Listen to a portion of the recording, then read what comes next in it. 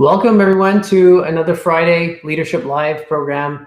I'm Simeon Wong, founder and CEO of Elevate.Strategy. Hope you guys are doing well today.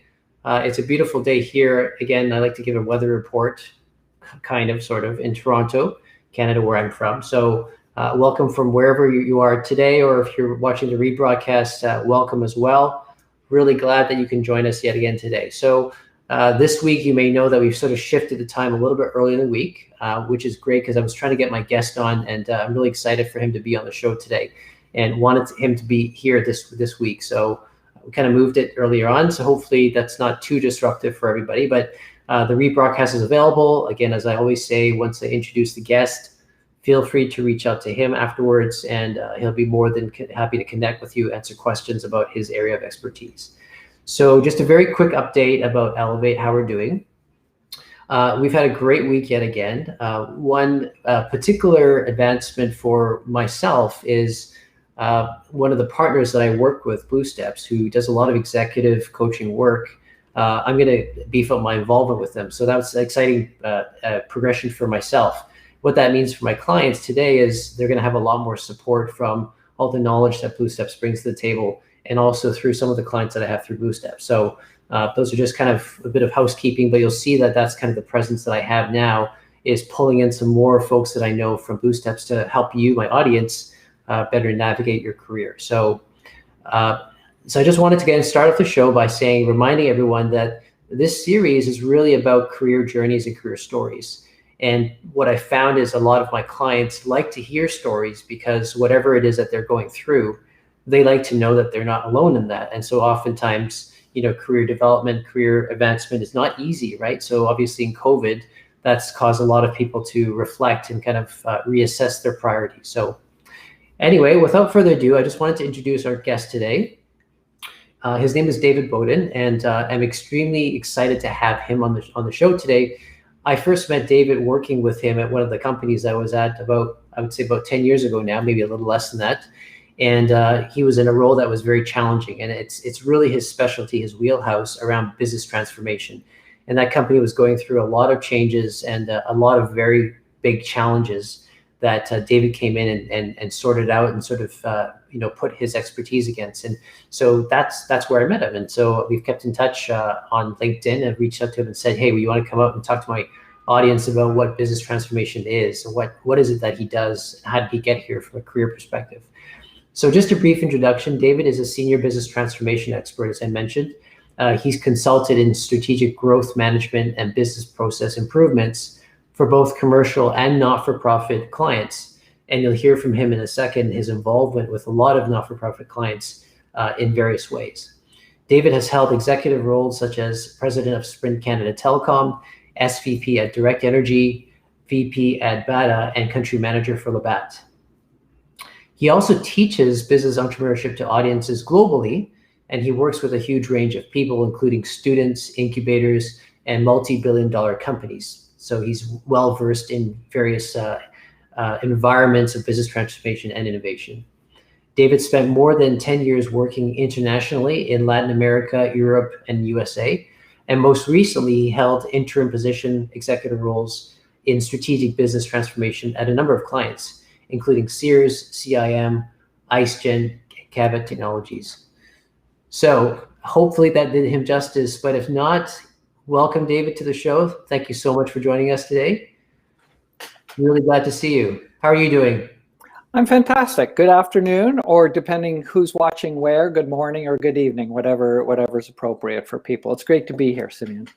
Great, and thank you for coming on. I really appreciate I appreciate you moving the time from a busy schedule to when you're available, which is really great for the audience to see that as well. So thank you so much for that.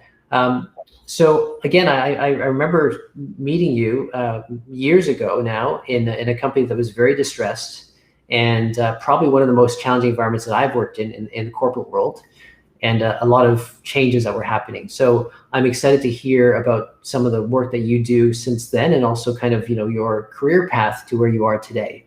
So maybe for those who don't know you, maybe some of your connections are watching, but those who don't know you, what is it that you do today? Maybe describe a little bit about your career. Yeah. So where I am today, and I'm towards the end of a really super interesting career that I've been fortunate enough to have, is I spend the majority of my time working at Mars Discovery District, which is Canada's largest incubator accelerator hub for startup ventures in a variety of technologies.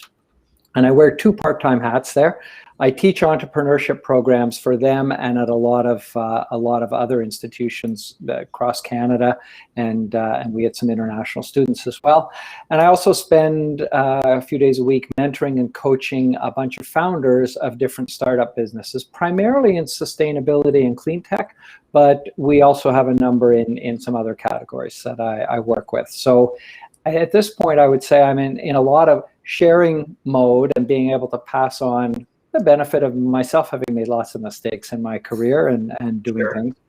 But the path here, if you want, let me just back up and walk through that a little bit, if that's okay with you. Yeah, for sure. Absolutely. So I took industrial engineering at university, and it was probably a fluke that was what I took, but it's about fixing things, businesses that don't run right, processes that don't run right, factories and equipment. And it turns out I really like fixing things that aren't running right, and I acquired some skill at it. So with that education and working a couple of years at General Motors, I sort of did the normal thing. You get your PNs, you write another set of exams and stuff. Oh, and along the way, I'd met a nurse, and in a week we got engaged and married, and that seems to typify how I make a lot of my decisions. Sure. Usually right, but always quickly.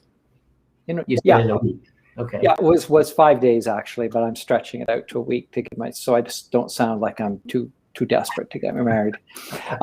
So anyway, we worked, we did our jobs, but we had some personal priorities as well. And that's sort of been a theme through our career, is wanting to do things that were personally satisfying. I'm kind of the antithesis of the traditional career path. Anyway, we both like travel, and we wanted to backpack around the world. So we saved our money for 2 years and we quit our jobs. And I had a whole bunch of really well-meaning people say, "You're throwing away your career, you shouldn't quit your job." And I said, no, you know what? I'm going to have a job and a career eventually, but I won't always have the flexibility to be able to take off and travel around the world. And some other well-meaning people said, "Oh, you're throwing away the down payment on a house. You'll never get a house now." And I said, "Yeah, we'll probably get a house eventually, but it's really important to us to do this now." So we backpacked around the world for a year, got home, and my wife went back to sick kids the very next day. They said, "Can you start today?" And I interviewed with a few companies, but there was a consumer products company called Warner Lambert that did brand management, like Procter & Gamble and General Foods. And I was lucky enough, not because I researched the company carefully, to get a job there. My selection criteria was I had no money right then. So I said, who will advance me in my first month's pay? And the plant manager at this company said, "I'll advance it. You sound like a good guy. I'll advance your first month's pay." And that's how I made a great choice for the wrong reason. And the company was fantastic. I worked in engineering for a couple of years at their factory in Scarborough. But they were sending two things. First, they were sending a lot of people internationally. And my wife and I didn't kill our travel bug. We just whet its appetite when we lived overseas. And the second thing is, though, instead of General Motors, where I'd been in automotive and it was run by engineers with sort of very mechanical things, this was run by marketing. And so the plant manager said, "Do your MBA at night and think about switching into the marketing group." And that was a big watershed moment, that some guy from the factory wants to move from the factory into product management, where they go just take the best business school grads from Western and Queens. And that was sort of the stream that fed that.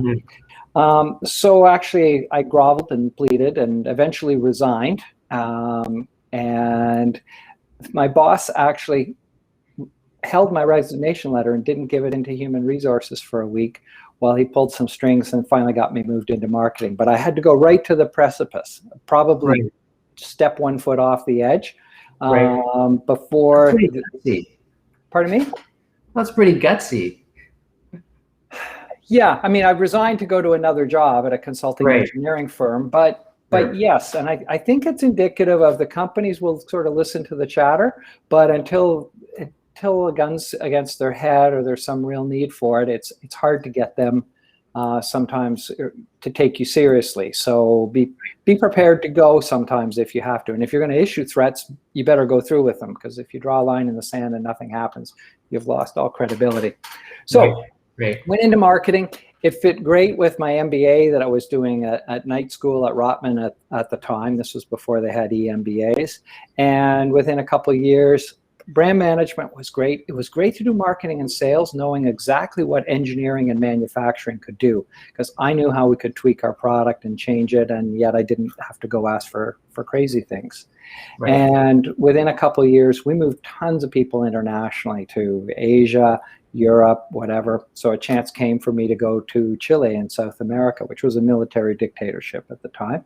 Right, sure. And so put up my hand, off we went. And I got to say, we moved our 2 little kids and ourselves down there. I didn't speak a word of Spanish. And it was 2.5 of the best 5 years of the 40 years my wife and I have been married. It was just a spectacular experience, personally and business-wise. I got to operate a small-sized business, but I had broad span of control as marketing and sales director for all that business, and learned Spanish, finished my MBA in Spanish, learned a bunch of humility in that, because it's really something when you've grown up Anglophone in a sea of English, suddenly you're dropped into post-grad business school in a language you learned a year before. And it was, I suddenly had so much more empathy for a lot of my classmates back in Canada and what they'd gone through. Right. So we spent 2.5 years in Chile. It was really interesting because they had a plebiscite and a vote, and Pinochet actually was by a narrow margin voted out of power, and they transitioned to a democracy, and the rest is history with Chile's success. Then we moved to the States, where I was working for the company, and then over to Europe, where I got a bigger business. We lived in Italy, and that business was going well, but I'm probably, one of my weaknesses is I'm impatient. And so I'd been there about 2.5 years. I'd done all the changes that I could, but the company didn't see anything coming for me for another year anyway. And I kind of fell off the radar when you're out of the head office eye. Right. So nothing was kind of happening on that side. I was flying to New York for a meeting, and I sat next to the chief financial officer of the world's biggest shoe company. And we were just chatting, and I sort of company, you said? Shoe company, yep. Right. And it was not Nike in those days. It was Bata Shoe Company, very international company. Right. And I explained about how I'd done manufacturing and then marketing and sales and moved around, and he took my card. Months later, Mr. Bata called me up, had an interview, and he hired me as VP Global Marketing. Although interestingly, part of the main reason that he hired me versus lots of other marketing people is he said, we've had lots of marketing people, but every country we have is run by an ex-manufacturing person, because we have all our own factories. And the marketing people and the manufacturing people butt heads, maybe because you've worked in factories and done manufacturing, you could get along with these guys. And that proved to be the case. But it was an interesting synergy between, marketing skills were fine, they could get those, but culture fit required a different background. And I've sort of been a dark horse candidate on a lot of different jobs that way. So spent 4 years with Bata, worked in 55 or 60 different countries going in, and because they were in over 100 different countries at the time. Brought in lots of very...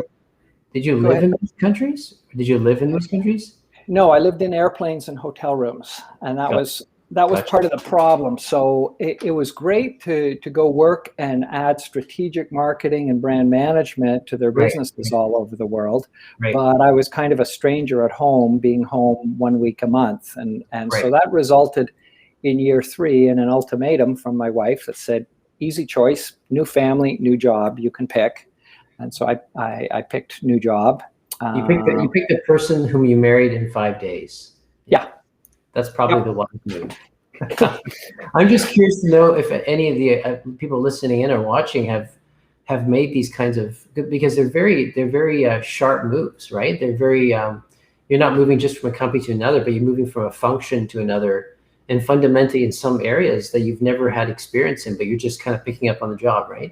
So anyone's sort of share with us your thoughts on that, that'd be great. But yeah, keep on going, David. Sorry for interrupting. Okay, no, that's fine, and I'll watch for any messages that are comments coming in from the audience. You're right, though. They were abrupt changes between from automotive to consumer products to footwear, and even though consumers buy them, I tell you, the fashion market is so illogical from an engineer's point of view. At least brand management is fairly scientific, the way Procter & Gamble does, but fashion is less predictable than the weather.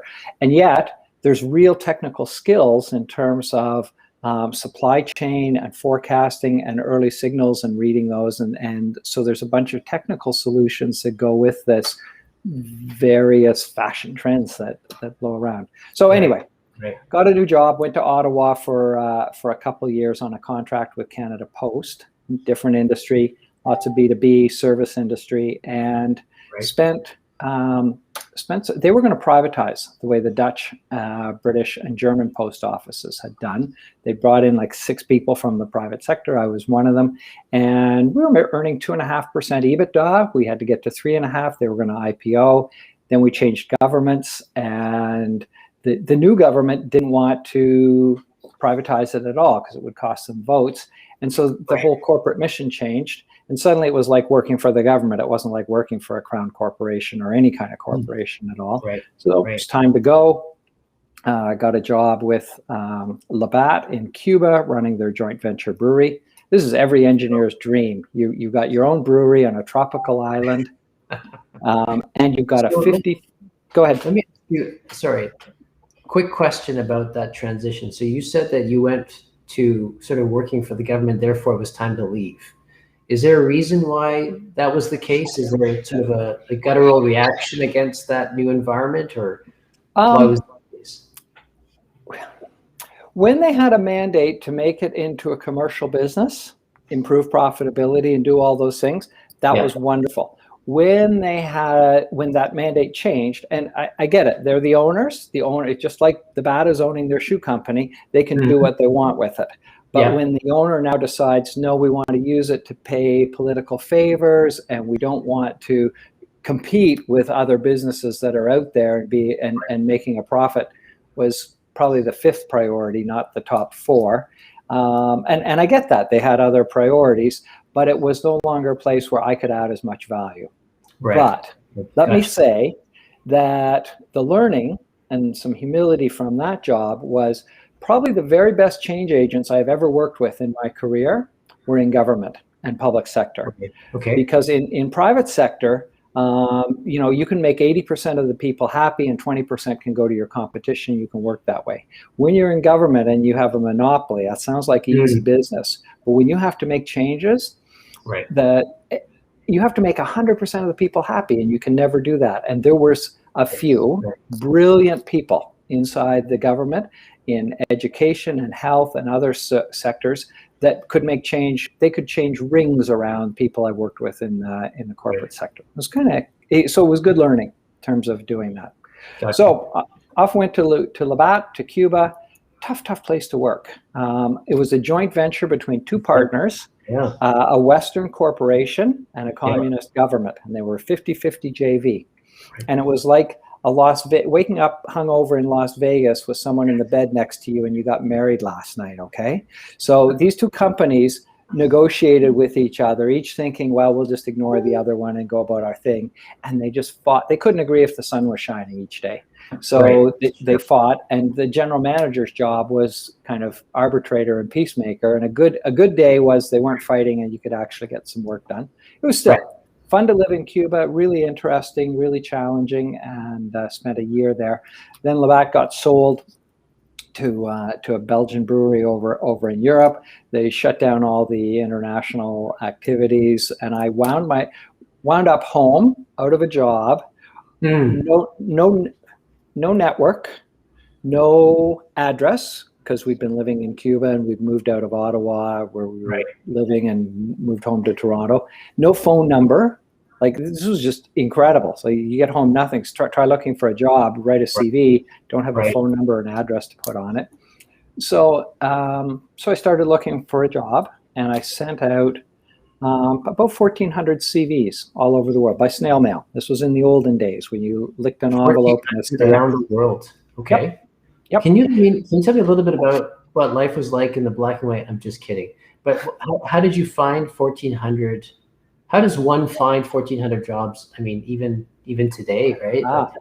So I sent them to recruiters because generally, by this point in my career, I'm a generalist. I'm moving from industry to industry. I'm going into, and they want to know, recruiters want to know what sector you work in. And I said, no, I'm in situation. Situation is the industry's in some difficulty or some trouble, and either the whole sector or just this company, they're in pain and they need to change. And they've probably tried somebody from inside the industry who hasn't been able to make the change. And now they're so desperate, they'll look for an outsider because that's kind of risky. And I will go in as a dark horse. Or sometimes I'd go in against 3 industry candidates and then they'd present me to show how far and wide they'd searched. Okay. So you apply for a lot of stuff, but I was mostly applying to recruiters. I did apply, maybe 100 of those were specific jobs, but most of them were emails to recruiters. You would go into their database. If you send them a hard copy in an envelope, it tended in those days to get looked at. Now it was 20 years ago, or almost 20 years. But they look at it, and I got, being an engineer and having some time because I was unemployed, I actually got about 35% acknowledgement back. Less from the US, but much more internationally. Right. I got about 5 to 6% callbacks with serious discussions. So that's like on 1,400. That's like 30, 35 callbacks. Okay. And then I got first interviews on probably 15 jobs, and progressed to second interviews and third interviews on about 6 to 8, and got 6 job offers out of it. This all took place over about 5 or 6 months. But it's kind of an interesting job search. It's also interesting that in the end, with 6 job offers on 1,400 CVs, it was about 0.5% conversion to sale, which is just about what you get on junk mail when you send out flyers to people's houses at random, which is almost what I was doing with these 1,400 CVs, was sending them out. Yeah. But I had my choice of a really interesting job in New Zealand. It was not like Canada. It was US, Canada, England, Spain, Mexico, Argentina, Australia, New Zealand. So I mean, a lot of places that I went. But anyway, it was an interesting. The incredible thing was I had one job offer in Toronto, and it was to start up a .com inside Oxford Properties. And the CEO and I met. We just clicked. And so I ended up not going overseas. I did a startup, which I hadn't done since university when I ran my own auto body business. So I did what was the common theme that all of these 6 or 7 employers found about you? What was it about because a generalist typically has a hard time finding a role later on in the career. Right, that's what I've observed, at least. Right, if you're not like a CFO, COO, CEO kind of lineage, you kind of typically fall into CEO. Right. So, what was it about your background that they appreciated? Several things. One is having made the transition 3 or 4 times and landed on my feet and created a positive profit and revenue impact in several. First couple times, it was hard to convince them, but whereas if you hire a consultant from McKinsey or Bain or BCG, you wouldn't question that last month they were working in the lettuce business and this month they're working in the foundry business because they're smart consultants and they could move. It's harder for people to wrap their heads around that with an employee. And I never went in as a consultant. I went in as an employee, but I was a contract assignment to go do something for a period of time, and then they give it to somebody conventional. I think the other thing in terms of getting the jobs is going to jobs and going to places no one else wants to be. So we lived in 2 military dictatorships. We worked in, you and I worked together in a difficult company. I worked in another one was a large company, like a $400 million company. And the CEO said to me, "You got 9 months to start to have an impact in this place. Otherwise, we're shutting it down." which might sound terrifying from a glass half empty point of view, like it's probably more than half empty. On the other hand, and I had friends that wanted to get jobs in Paris and London and all these nice places and stuff. But I tell you, there's a lot of competition for those jobs. A lot of people would like to work in Paris and London, an awful lot. And the business that's already there is running super well because you can't afford, because all the senior management wants to visit there. You can't afford to have your business screwed up in Paris or London. So you've got great businesses and tons of competition. Go to a business that's in trouble. There's not as big a lineup at the door of people wanting to get in and run that business. And honestly, you can't make the thing any worse. It's so messed up. There's like opportunity everywhere to fix it. And go to some countries and places that not everybody wants to be, that are a bit off the beaten track.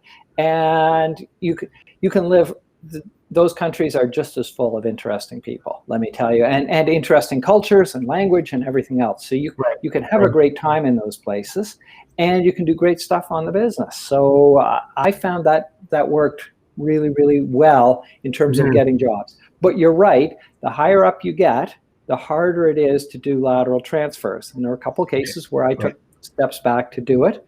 My advice to people would be try and make those lateral moves as early in your career as you can, because it's a lot easier to try people out in an entry level or one level above job and move them between categories. It just feels less risky for the hiring person that's bringing you on. So anyway, with the .com.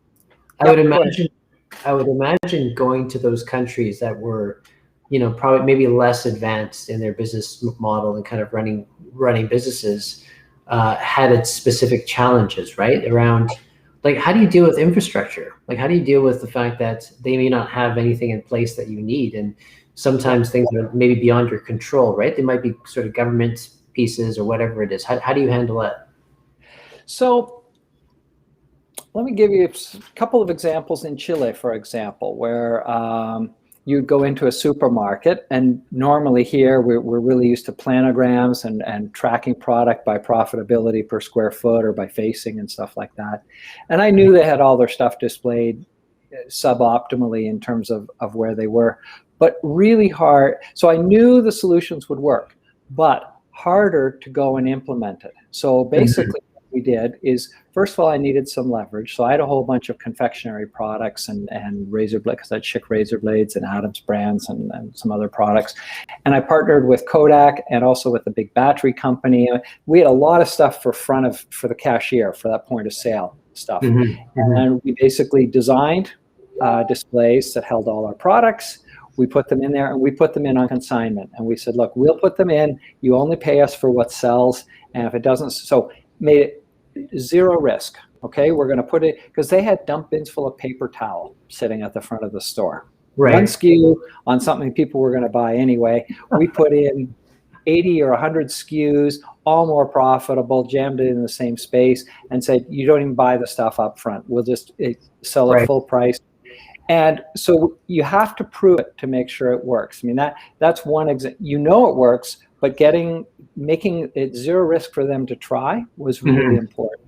Second example was actually with coupons. So there were no coupons in Chile. We're all used to, right, 50 cents off, $1 off, that kind of, like, coupons all over. If you want to do a coupon, you print it. There's a clearinghouse. You put the fine print on that says to your store owner, mail this coupon with all your 5,000 other coupons into so-and-so, and they'll rebate you the money plus an extra handling charge.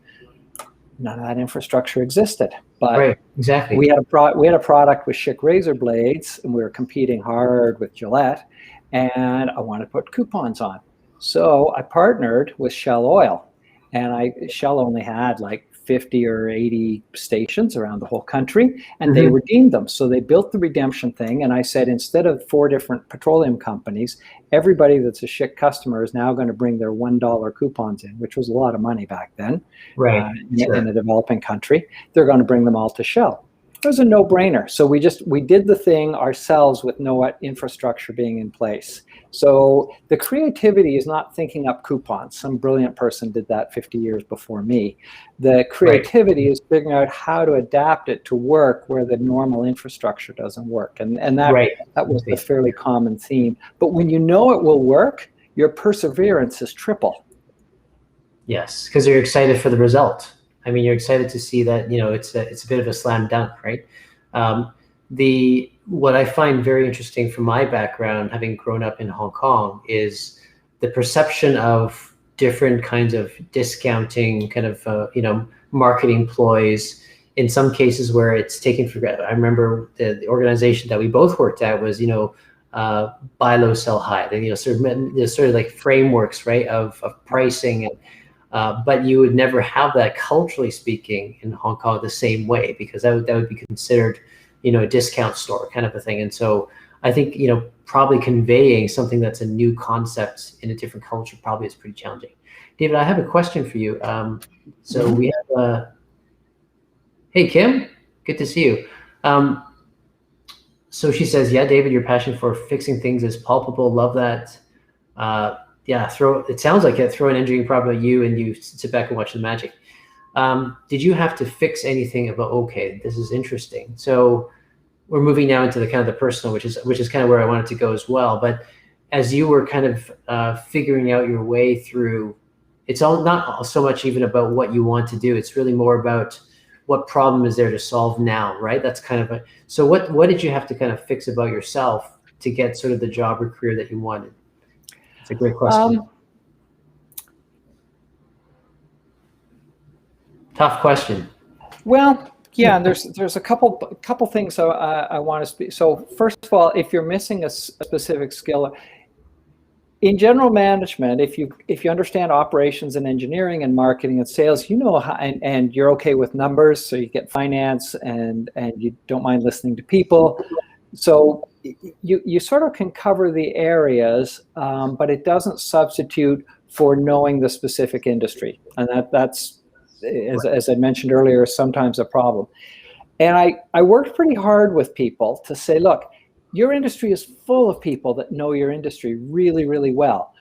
And actually, when I worked in energy with natural gas and electricity and HVAC and that sort of thing, and I just come out of telecom, which is really a totally different industry, but they're both deregulating utilities, where they had monopolies and now they're going into deregulation. And I said, that what I'm going to bring to your business is I'm going to bring the skills on changing what can go wrong, figuring out how the competition will react, what to do about it, and things like that. I will never be the expert in specifically, natural gas futures for risk mitigation. And even when I went to Bata shoes, a couple of the country managers were upset because I hadn't apprenticed for 7 years learning to be a shoemaker. And I could never make shoes like they could, but I could market and sell them. So part of what you have to is not so much changing yourself as acknowledging that there's a section of the industry that you can't have that experience, but you've got something else that they're missing, and you're not going to be a prima donna and do it all yourself. If you can't count on that team, that's really, really important to work with. Now, language was something I did have a problem with. I grew up, maths and science were great. I was hopeless at French growing up in Canada, learning it at school. But much to my surprise, when I moved to a country where no one spoke English and I wanted to eat in the morning and do things and work with my sales force, you had to learn the language. And it's incredible what that pressure would do. So I definitely had to learn language. I know there's a couple of other skills I'm not very good at. I'm a conflict avoider, so I'd rather go through a long, painful, easy thing, where sometimes it's actually much better to just be super direct.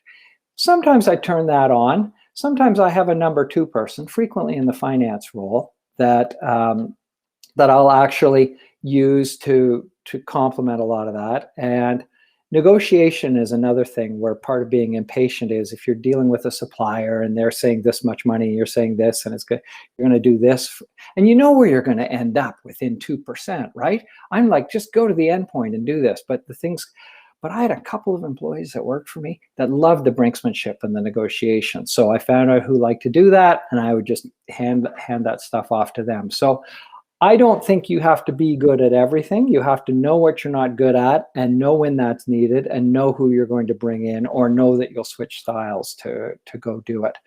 But the bigger thing, rather than fix myself or add a skill in most cases, was maybe making it super explicit for them to see what the transferable skills I had that their organization needed to complete their turnaround, and say, you're not going to have an incompetent shoe designer designing your collection. You're still going to have the same people, but you're going to have a little more math and financial acumen behind what's going on. Gotcha. So it sounds like it's more of adapting to the environment, kind of being a bit of a chameleon there. Because if I look at your, I didn't know about Canada Post, for example. That's not in your bio, but they are very different industries. I guess my question to you, though, is that there's a whole industry called management consulting, right? That does that kind of a thing. Had you ever thought about sort of going down that track of being a partner, kind of having the security of a firm? I mean, I come from that background, so I can see the trajectory of that. Like, why didn't you pursue that, or had you thought about that? No, I've been rejected from far more interviews than I've won, even with all the jobs that I've won. So if you're a generalist, expect to go to a lot of interviews and expect a lot of rejection. Okay. But just keep at it. Yeah, I did, and I got 2 responses. One is, you're too old to be entry level, where we beat into you how you're going to think and how you're going to operate. And sure. And as a partner, if you want to come in, you needed one of 2 things, neither of which I had. You needed a super specialty that was super deep on what they wanted. That if you were a specialist in blockchain, then you could write your own ticket 5 years ago or something like that. Yeah. Or you needed a massive Rolodex in a couple of industries where they wanted to go flog their existing solution. Right. And my Rolodex was all over the world, multiple industries, and not concentrated. So I didn't have much to offer them.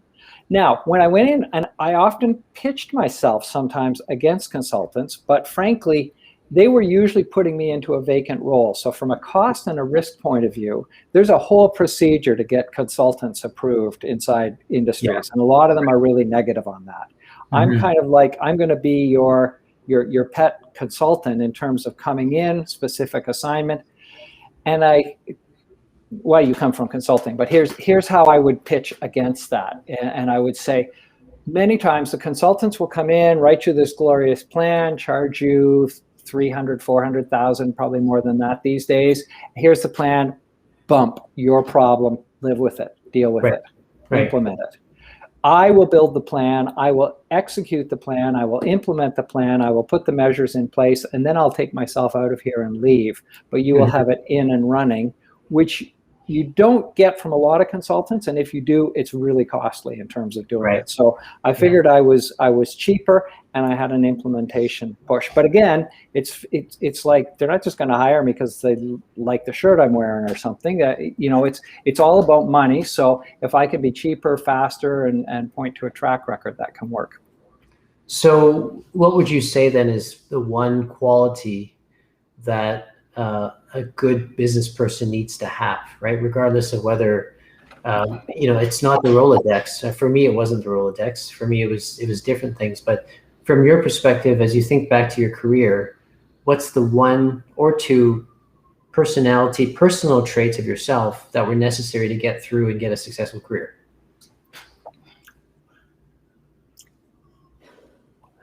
So I think one, for sure, is the people, especially as you're coming into new industries and stuff like that. There's no way you know as much as they do. In fact, they know enough to sabotage you and screw you in the first 3 months if you're not careful. So you have to like working with people. You have to find the influencers. You have to find the ones that actually realize the status quo isn't working and want to change and bring them on board. And then you have to manage the risk level down and say, look, I'm not here to take your job and get in the way, and maybe you wanted to get promoted into this job. My history is I'm here for 12, 18, 24 months, and I'm out of here, and look back, here's 3, 4 other situations where I did that. I'm still great friends with all those people, but I'm here to fix this so it runs well and get out of the way so you can get promoted and have a good business instead of a mess to work with. So get some credibility with them, figure out which ones are not vested in the old status quo but are really willing to work on the new stuff. And if you're going to do turnaround and big changes like that, in most cases, it's new to the industry, and a lot of what the industry needs to know doesn't exist inside the industry. So I think it's really, in that case, it's really beneficial. If you're going to make double-digit changes to the way the business is running, I think you need a lot of broad business skills.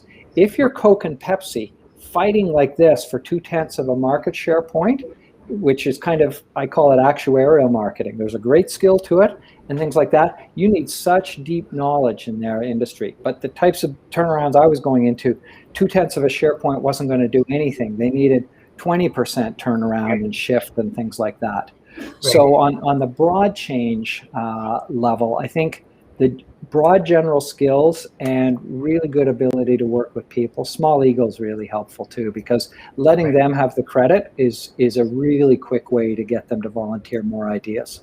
Right.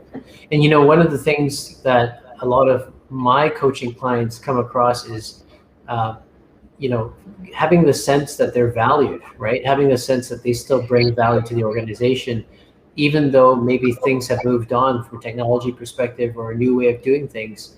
And sometimes, people externally are brought in, like yourself, and have a new, fresh idea of doing things, and there's an immediate threat to them.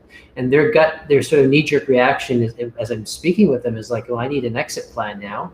But I often say, how about reinventing yourself and finding another way to be valuable, right? And you're going to have to sell that ability to be able to adapt to, and work with the change agents, people who are coming in to make a difference. So, and it's, if a company has a choice between letting go of someone and hiring back in, or keeping the same person and developing them, or having them have the impetus to change, it's far less expensive for the second option, right? So that's absolutely, and if you as a change agent go in and give that credit to them, I think that goes far distances for them to perform well. Yeah.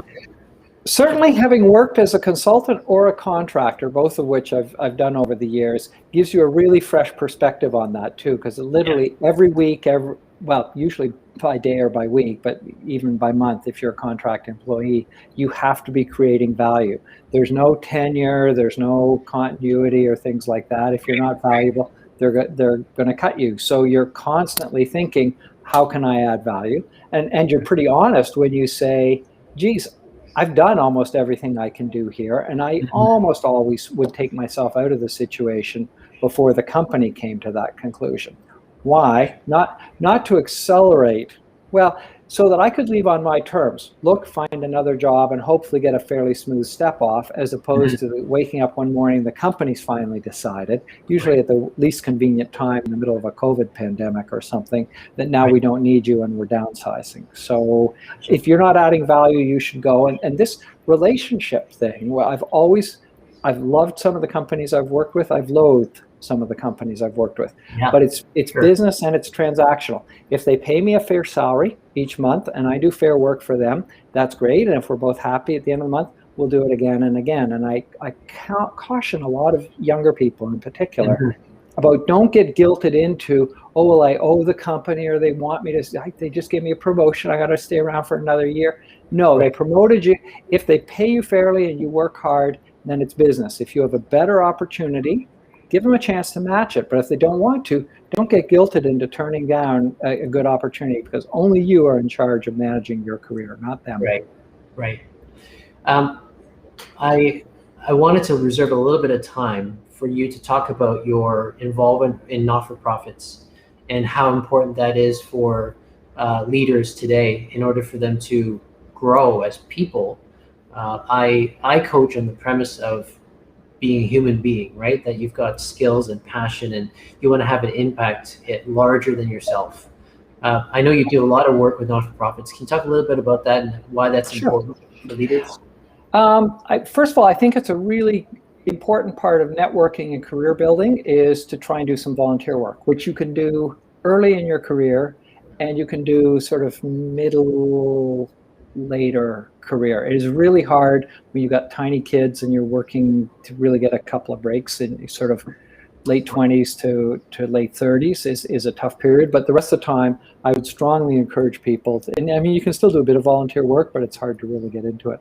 So I was really involved with Habitat for Humanity for about 12 years, became their chair of the board in Toronto, and then a national director and national chair, and even stepped in as CEO, acting CEO when we lost our CEO, and I stepped in there for a year. But a couple of things. So it's good for networking. It's also really good for if you're working with and I'm not saying employed at in this case. I'm actually saying working as a hobby. It's not really a hobby, but a side engagement. Right. Sure. It's another source of great satisfaction. Not every day at the office is always a good day, but if you have a pet charity, whether it's sports related, arts related, social justice related or something, you can get some other gratification there when gratification may be lacking in the primary job, and that's really helpful for getting through it and going on. I don't know, I've probably done 10 or 12 different volunteer gigs over my career. I don't think I have ever had a volunteer gig that did not lead to an offer of paid employment. Not necessarily in the charity, but through other people, including the job where you and I worked together. The person who was CEO of the company was actually sitting on a board with me and had an opening. We were having a beer after a board meeting, and he said, "Oh, come into the office." And next thing I know, I get a job offer. So I think it's for your personal satisfaction and your personal growth. It's really good for expanding your network, because often a not-for-profit has a totally different group of people associated with it than your daytime group, and you can get kind of tunnel vision, especially if you want to be a generalist, because you don't want that much tunnel vision to work with, and incredibly satisfying. Now, you should not just pick anyone, but you should pick something, some mission, some cause you're interested in. Habitat for Humanity was a great one because you get to build stuff. So what's better for an engineer, right? You build houses and do things. But University of Toronto, for 7 years, I've been an elected governor of the University of Toronto. I feel strongly about education. That's another good one. I volunteer overseas and teach strategic business, which I've done in the Philippines and Vietnam for startup businesses. So there's lots of neat not-for-profit gigs. I have worked in a couple of not-for-profits as well. And here's the learning. Just the same as the government had some of the best change agents I've ever met. Here's you get some people from business. Wow, we're the roughest, toughest, meanest SOBs you've ever seen, and we cut the profit and did all this. So we get anything that this nice little charity can do, we can handle it, and they can move in. Yeah, it's surprise. What they find out is there's multiple in business. Everything comes down to dollars, right? Yeah. That's how we keep score. In a not-for-profit, there could be 3 or 4 different mandates, and they're mutually conflictive. And the better you get at one, the worse you get at another. And it drives them mental in terms of doing this, because they, and then you have a huge volunteer workforce in a lot of cases. And volunteers, you can't order their asses around the way you can when they're paid employees. So anyway, there's great learning from working in the government. There's great learning from working in not-for-profits, and it's not so much the execution as the culture and the environment that you're working in terms of increasing your flexibility and understanding of what motivates people. Gotcha. So what are the so I have quite a few people that I've spoken to who are actually looking at joining boards, right? And so for whatever reason it might be, for their personal growth or for their company has mandated them to get a little more exposure. What's 1 or 2 tips that you would say to someone who's trying to get onto the board? It's not easy to do, right? No, it's not. So look, have a dose of reality in your expectations. There is as much learning. Actually, there's some really, if you get on a small board, big boards do governance, and it's kind of supposed to be fingers out, noses in, where you sort of do a smell test on things, but you're not supposed to meddle in operations. But there's other boards I've been on, and still am on some, that are much more operational in terms of what they do. So it's a great way. Let's say you're in a, I don't know, mid-late 20s. You're okay as a subject matter expert. You don't supervise any people, though. That's a huge career watershed, is getting supervisory skill. Right. Maybe your volunteer activity or your board experience, especially if you're getting involved and dealing with some of the operational people at that charity, you can get some supervisory experience. And that can be well played. Don't just say, oh, I did this free stuff. Talk about this same as you would about, I was captain of the sports team at university as you're bulking up your CV. Same thing that those not-for-profits can give you. So you can look at it for getting some experience back that way. You can look at it because it's just a cause that's super important to you. If maybe it's a sports charity and it's a sport that you always loved or something like that. I volunteer teaching off-road motorcycling, like motocross type stuff as well. And I'm not as good as some of the other people that teach there, but it gets me a chance to get out and ride and meet other people and do that kind of thing. So, but if your expectation is, oh, my boss is making me do this, frankly, the boards don't want you, and the screening committee, if they take you and didn't ask you about that, then they may be more desperate than you are, so beware. And if you want the prestige of being on a big, important board, there are certain select socio-demographic groups and certain skill groups that can actually be in high demand. But for a lot of others, you're going to have to start lower down and work your way up. So for most people, be realistic. And honestly, if you screw up on a big, important board and they boot you off, there is no hole deep enough to hide in Canada that they won't find you. Whereas if it's on a small board, chances are you don't know everything about being on a board. You'll learn a bunch of stuff, and it'll make you wiser for the next board you get. The one other piece of advice for the not-for-profit boards is, I'll just give a little plug for the Institute of Corporate Directors here. They have a fancy governance program that's expensive, lengthy, full of some fantastically good people. They also have a 3-day or 2.5-day program that they run for not-for-profit boards. And I did it because a recruiter told me that I was missing the credential of having any training, even though I'd done a bunch of board work already. And she said it starts to get conspicuous by its absence. So I took the course to get the credential. It was like $2,000, and it's tax deductible, as it wasn't that onerous. But I was blown away with the caliber of people that were in the room. There's a group of like 45 fantastic people, networked all over the place. The quality of the course material was taught by Rotman and McGill professors, really, really good material. 2.5 days gone. And then the ICD has probably the best in Canada website for placing board members on for-profits and not-for-profits. And you get a year's free membership on their placement service as well. So if you're interested in not-for-profit boards, don't set your sights too high. Try and find something you're passionate about. Think about doing that course because it'll help you get in front of a bunch more, and go do it and learn and enjoy. Yeah, and I think that the key is to see this as an investment, right? You don't get the reason why you go to university for a degree is not just to get a degree. It's an investment that you make into getting something that's bigger than that, right? So I think that the common theme here is even if the cause or the board that you're sitting on may not be the most interesting to you, you've got your sights set on something that's maybe bigger, but it's aligned with what you're doing today. Simeon, I'd push back on that and say, I don't know if there's 50,000 or 80,000 charities in Canada. If you can't find some of those you're interested in, then you haven't looked hard enough, or you're not looking for the right criteria. So I would look small as opposed to look uninterested. So if it's small, but it's something that you're interested in, because you are going to slog a bunch of volunteer hours and stuff on it, and you're going to have to do work. And if you're not interested in it, it's it's like the employee that's not passionate. Right. And we've got plenty of those. But So, so David, we're coming up on top of the hour, but you know, if I were to, first of all, it's listening to you talk about your career is a bit like a roller coaster, and I knew that. I knew that inviting you onto the show.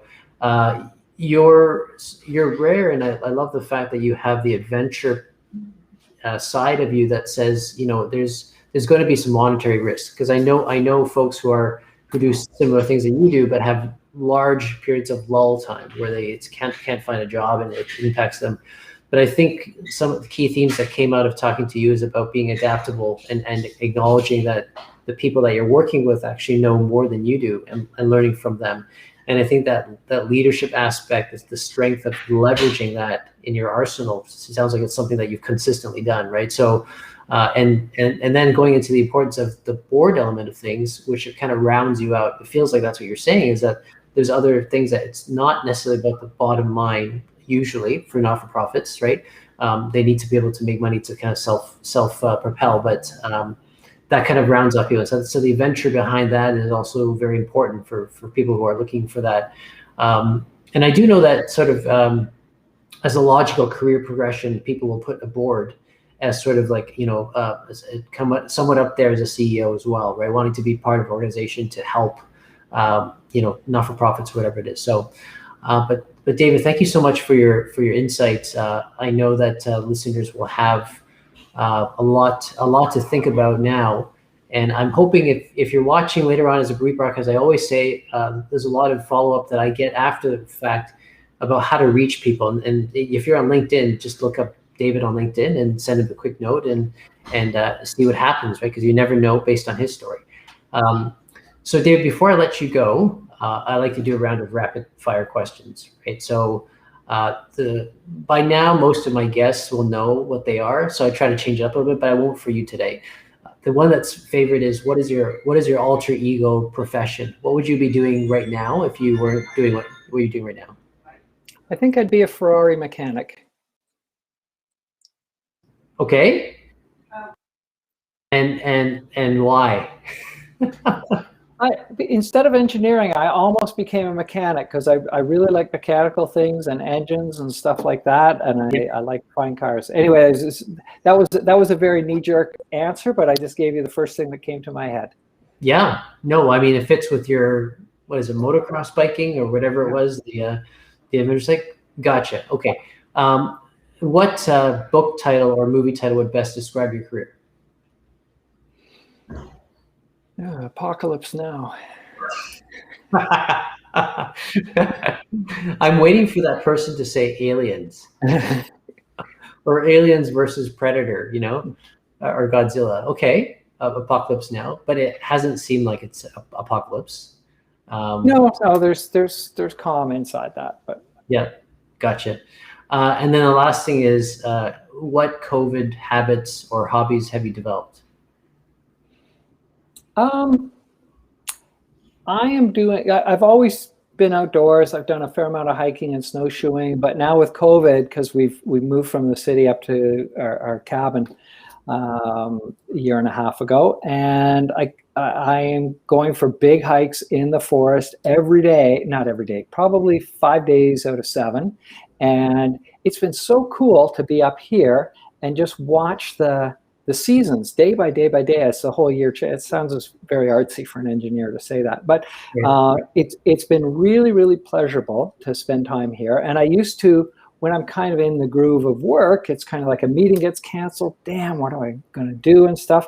And now it's like, hey, a meeting got canceled. I can get a 5K walk-in in the next 75 minutes before my next meeting. And it's like, hooray, that meeting was canceled, which is so kind of a real change of reflection. I wanted to go back to one point, Simeon, that you made about the financial risk of moving around. And I'll tell you, sure. An early observation in my career, not long after I graduated, was I was suddenly making 10 times more disposable income as when I was in university. But I did not seem to be having 10 times as much fun. In fact, arguably, I may not have been having even as much fun with 10 times the money. So it kind of got to this money may not equal happiness in a very direct way to me.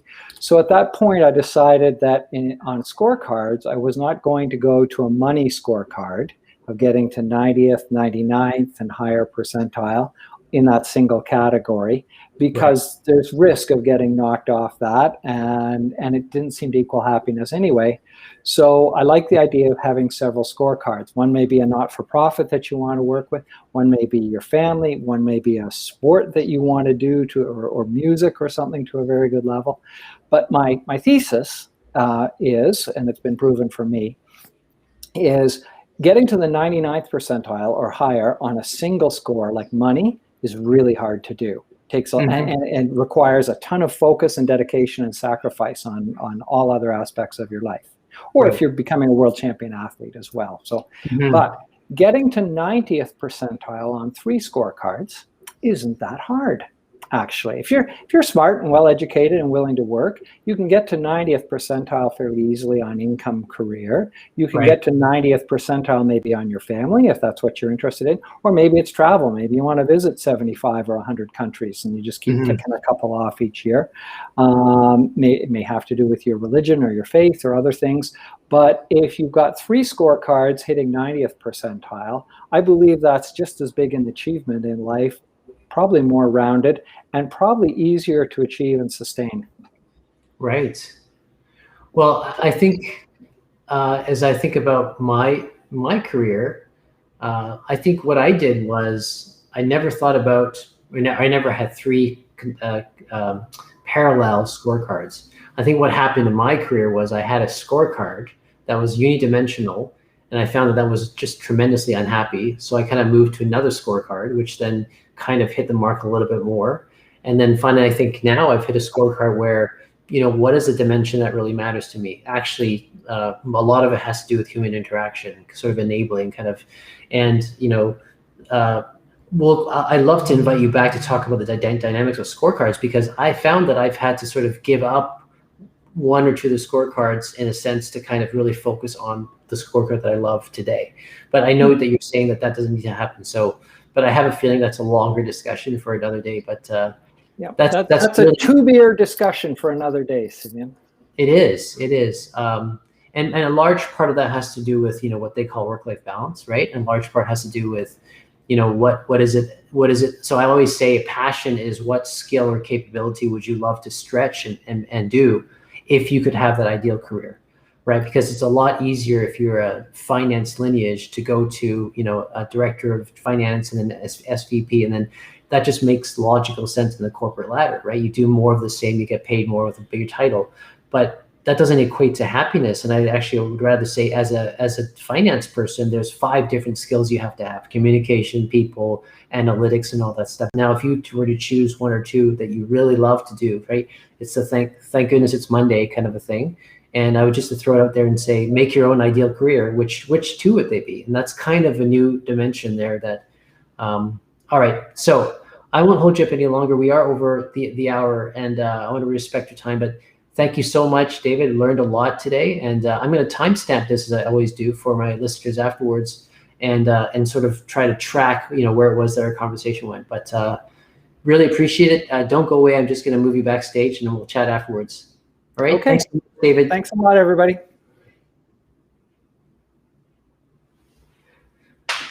All right. So another very exciting interview.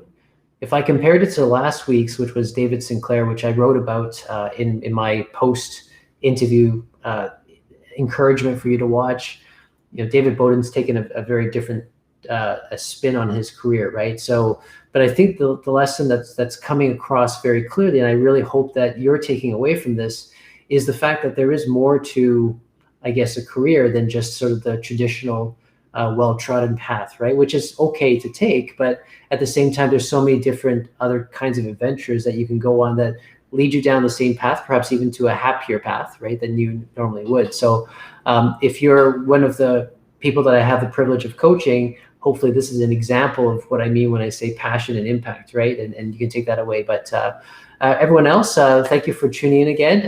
Hope to see you again next week. We have another special guest coming up. So stay tuned and have a good Wednesday. Take care.